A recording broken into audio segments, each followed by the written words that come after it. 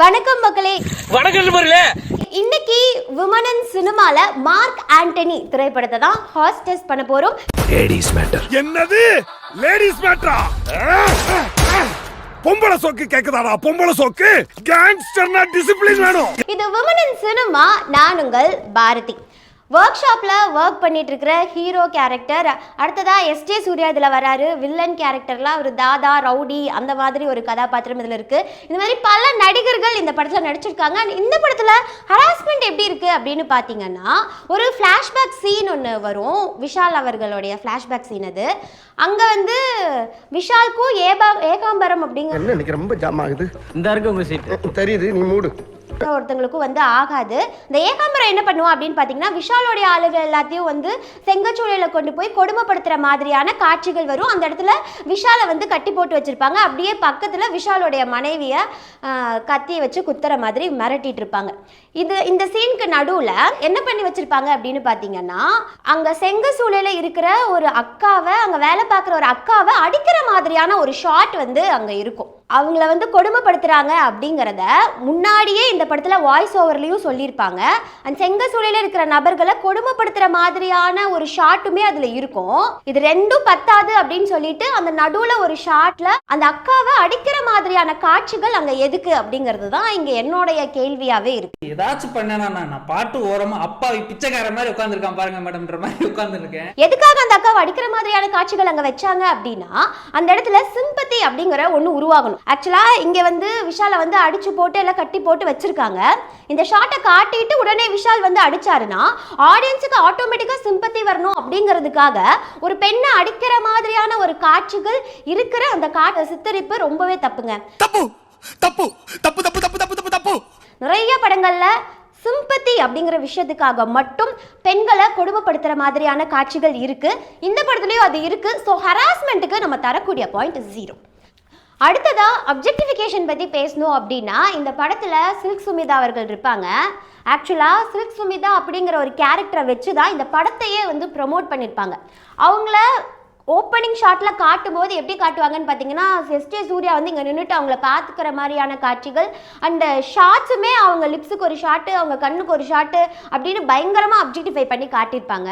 நம்ம நிறைய திரைப்படங்கள் எடுத்துக்கலாம். அந்த திரைப்படங்கள் எல்லாத்துலேயுமே ஹீரோ என்ட்ரி ஹீரோயின் என்ட்ரி அப்படின்னு இருக்கும்.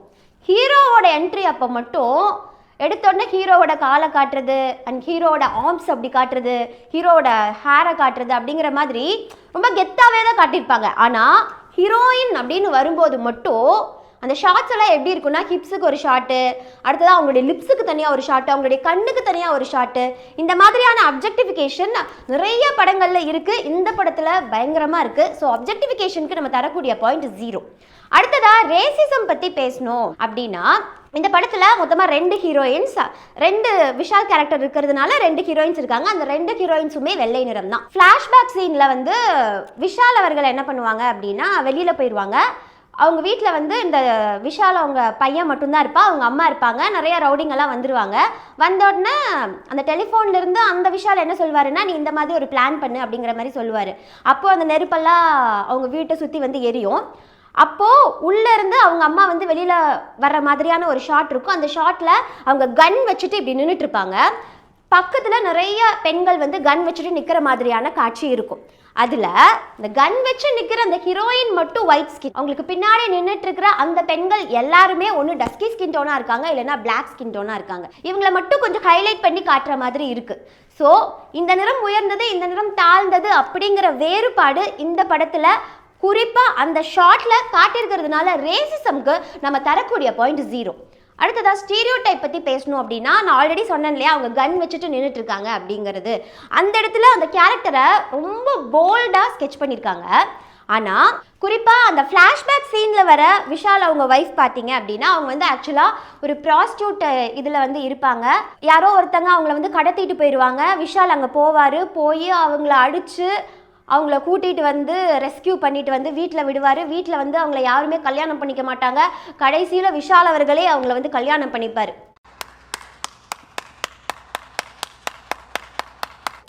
அதாவது ஒரு ஆண் வந்து ஒரு பெண்ணுக்கு வாழ்க்கை கொடுக்குறாங்க அப்படிங்கிற மாதிரியான ஒரு காட்சி அமைப்பு. இதே காட்சி அமைப்பு நம்ம நிறைய திரைப்படங்கள்ல பார்த்துருக்கோம். சும்மா ஒரு சேஞ்சுக்கு ஒரு பையன் வந்து ரொம்ப கெட்டவனா இருக்கான், ஒண்ணுமே பண்ணாம இருக்கான், அவனை யாருமே கல்யாணம் பண்ணிக்க மாட்டேன்றாங்க, அதனால ஒரு பொண்ணு வந்து அந்த பையனுக்கு வாழ்க்கை கொடுக்குற மாதிரி ஒரு சீன் ஏதாவது ஒரு படத்துல நீங்க வச்சிருப்பீங்களா? ஏன்னா வைக்க மாட்டீங்க. ஏன்னா இது வந்து ஒரு மேல் சாவனிஸ்ட் சொசைட்டி. இது மேல் சாவனிஸ்ட் சொசைட்டியா இருக்கிறதுனால இந்த சொசைட்டி மாறி ஃபீமேல் சாவனிஸ்ட் சொசைட்டியா இது மாறணும் அப்படின்னு நான் சொல்ல வரல. எதையுமே வந்து நம்ம சிம்பத்தியா பார்க்கறத விட எம்பத்தைஸ் பண்ணி பார்த்தாதான் அதோடைய வழி என்ன அப்படிங்கிறது புரியும். ஸோ ஆணாகட்டும் பெண்ணாகட்டும் ரெண்டு பேருமே ஈக்குவலா பார்க்கணும் அப்படிங்கிறது தான் ஹாஸ்டஸ்டோடைய நோக்கமும் விமன் சினிமாவோடைய நோக்கமுமே. ஆனா இந்த படத்துல இந்த ஸ்டீரியோ டைப் பல படங்கள்ல வந்து அதே ஸ்டீரியோ டைப் இந்த படத்துலயும் ரிஃப்ளெக்ட் ஆனனால ஸ்டீரியோ டைப்ஸுக்கு நம்ம தரக்கூடிய பாயிண்ட் 0. அடுத்ததா ஸ்பேஸ் பத்தி நம்ம பேசணும் அப்படின்னா, ஒரு சில்க் சுமிதா அப்படிங்கிற ஒரு கதாபாத்திரத்தை வச்சு இந்த படத்தை பயங்கரமா ப்ரமோட் பண்ணாங்க ஸ்டார்டிங்ல. சரி, அப்போ சில்க் சுமிதா வந்து படம் ஃபுல்லா வருவாங்க போல அப்படிங்கிற ஒரு எக்ஸ்பெக்டேஷன்ல நிறைய ஆடியன்ஸ் போய் படம் பார்க்க போயிருக்கலாம். ஆனா சில்க் சுமிதாக்கான ஸ்பேஸ் அங்க எங்கேயுமே இல்லைங்க. ஒரு 5 minutes கூட இல்ல அந்த ஸ்பேஸ். சோ ஒரு ப்ரமோஷனுக்காக மட்டும் ஒரு பெண்ணை யூஸ் பண்றது அப்படிங்கிறது எந்த விதத்துல நியாயம்? அதே மாதிரி ஹீரோயின் கதாபாத்திரம் எடுத்துக்கிட்டோம்னா விஷால் வர்ற இடங்கள்ல மட்டும்தான் ஹீரோயின் அப்படிங்கிறவங்க வராங்க. அதே மாதிரி பிளாஷ்பேக்ல வர விஷாலோடைய வைஃப் கதாபாத்திரம் எடுத்துக்கிட்டோம்னா கூட அந்த கதாபாத்திரத்தை அந்த கதையிலிருந்து எடுத்துட்டா கூட அந்த கதை நகர்ற மாதிரியான ஒரு சித்தரிப்பு. ஸோ ஸ்பேஸுக்கும் நம்ம தரக்கூடிய பாயிண்ட் 0. ஓவரால் மார்க் ஆண்டனி மூவிக்கான ரேட்டிங் 5க்கு 0 பாயிண்ட். இந்த தோல்வி உங்களுக்கு எந்த அளவுக்கு பாதிச்சிருக்கு அதுதான் தேவை எனக்கு. அதுக்காக நீங்க அழுவ கூடாது. அதெல்லாம் ஒண்ணும் இல்ல இல்ல சார். நீங்க அழுவுறீங்க. இல்ல சார். இல்ல கண்ணு கலங்குது. அழுவல சார். இல்ல வந்துடுச்சு.